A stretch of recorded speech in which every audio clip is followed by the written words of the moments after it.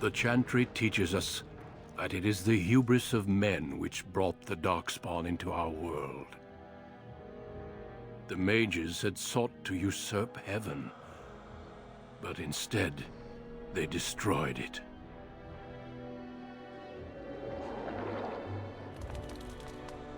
They were cast out, twisted and cursed by their own corruption.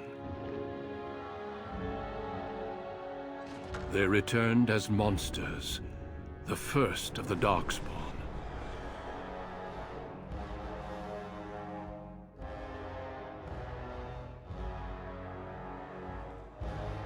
They became a blight upon the lands, unstoppable and relentless.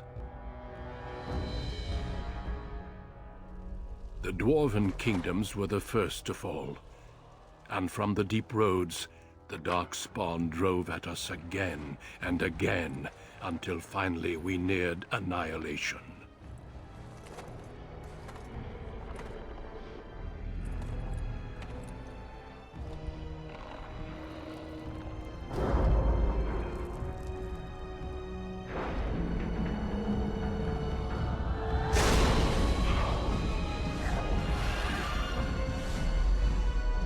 Until the Grey Wardens came. Men and women from every race, warriors and mages, barbarians and kings. The Grey Wardens sacrificed everything to stem the tide of darkness, and prevailed.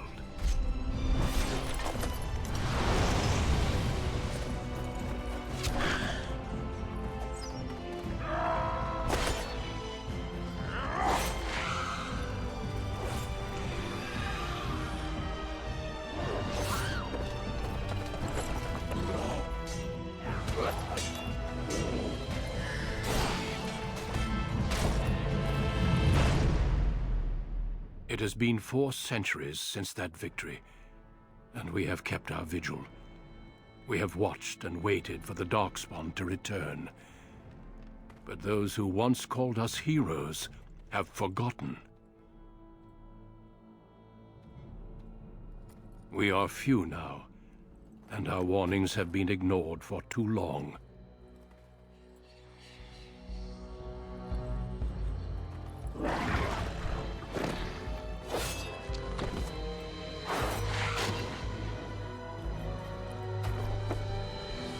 Even be too late.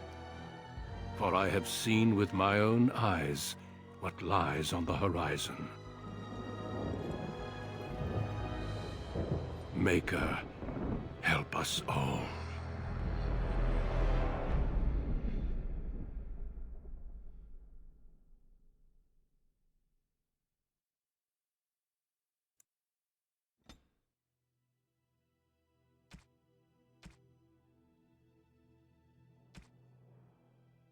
Greetings. Greetings. Charmed, I'm sure. Greetings. Greetings.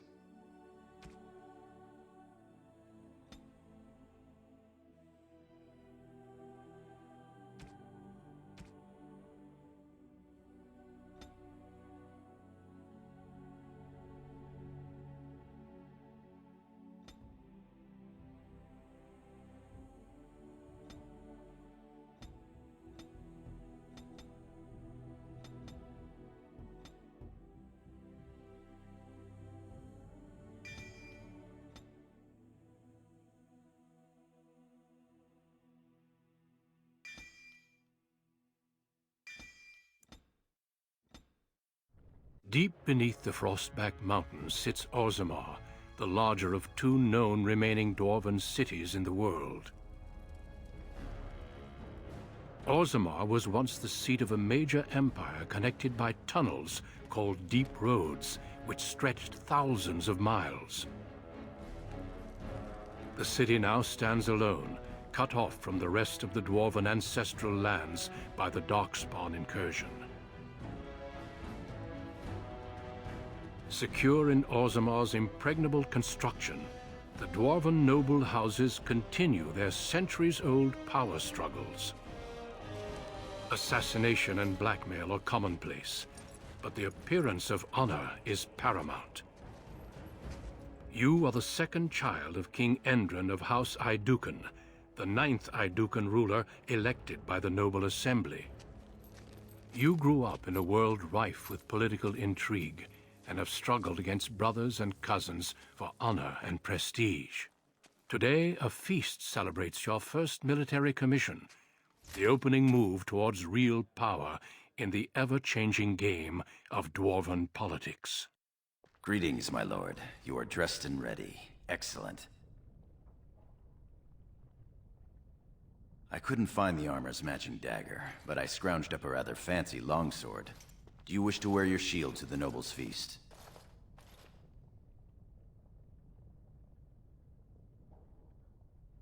Of course, if every other noble has a shield and 3 swords, you'll feel awfully underdressed. One can't take all this marching about and speech-making too seriously. Moving on to the business at hand. The king expects you to make an appearance at the feast, but there's no rush. The noble family heads will spend hours boring your father with petitions and petty grievances. If you say so.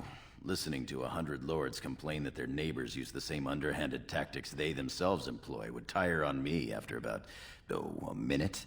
Still, there are other excitements. As part of the celebrations, permits have been auctioned off to members of the merchant caste who wish to sell wares in the Diamond Quarter. Lord Harrowmont has also opened up the provings for young warriors to test their mettle before tomorrow's battle. Perhaps we should go show them what single combat is really all about. And by we, I mean you.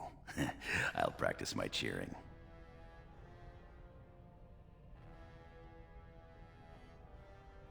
You remember last year's open proving? It took your father's smith 6 hours to remove my helmet.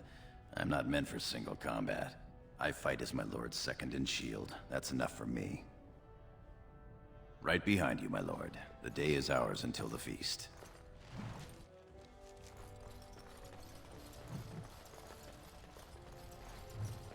This should be easy enough.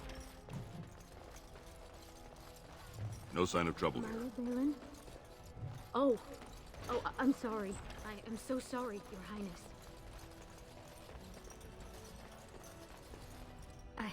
I'm sorry.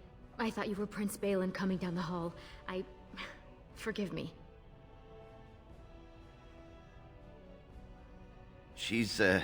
It seems she's one of your brother Balin's newest, companions.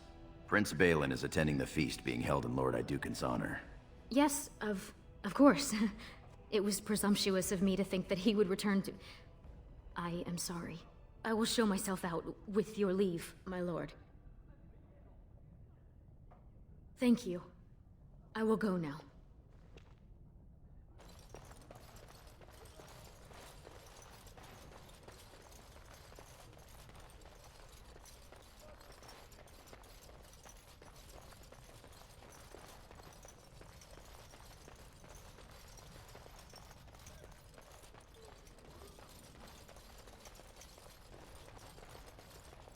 You sure you want to go to the feast now? I doubt we can escape to see the provings once we're inside. I can't wait to see who's fighting today. Look, the Grey Wardens are here. Might I Raid borrow? tomorrow must be more than a standard mission. The Wardens only go where the Darkspawn are the greatest threat. Greetings, my lord Aeducan. It is an honor to meet you at last. I have had the opportunity to recently meet with your father. He speaks highly of you. He says you may be the most skilled warrior in all of House Aeducan. I have no doubt it is deserved. We need more Grey Wardens like you, and quickly. Even as the Darkspawn weaken here in Orzammar, they are stirring on the surface. A blight has begun. Soon the fight must go beyond the deep roads, lest the Darkspawn threaten all the world.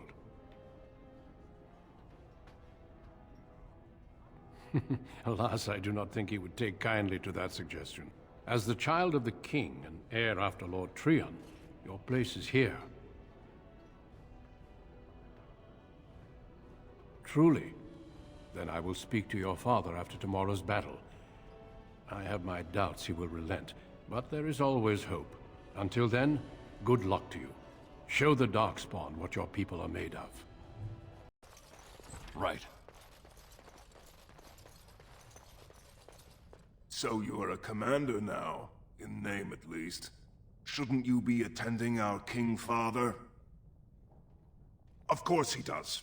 We must discuss strategy before tomorrow's battle. Balin, stay here and stroke the new commander's conceit if you like. But then get to bed. All day I've put up with that. He can really grate on the nerves. And what I'm going to tell you next won't make you any more fond of him. Unfortunately, I am.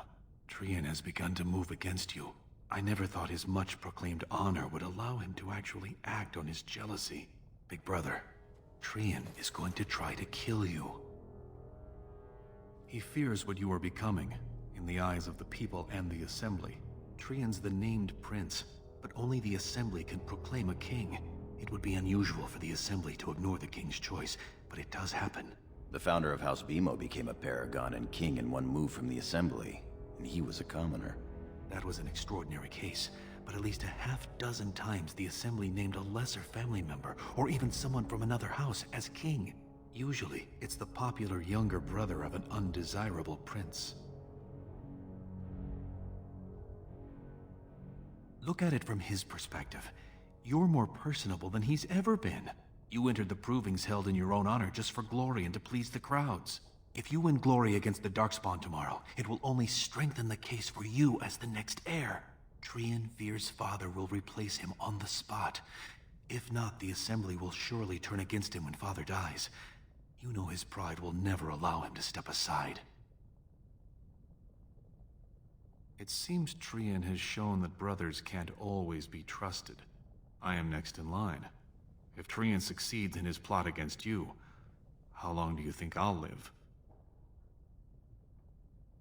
Permission to speak freely? Trian would make a terrible king, but no one wants to say it. He has just enough backing in the Assembly to make it ugly when your father dies, but not enough to become king. Killing him now makes your house stronger and saves a great deal of bloodshed later. I'm afraid I must agree with you. Tomorrow's battle is the time to do it. I'll find out the rendezvous and buy you the time to do what must be done. I'm taking your place as father's second, so I'll be at hand tomorrow. For now, try to get some sleep. Let's go. You don't want to keep those lovely ladies waiting.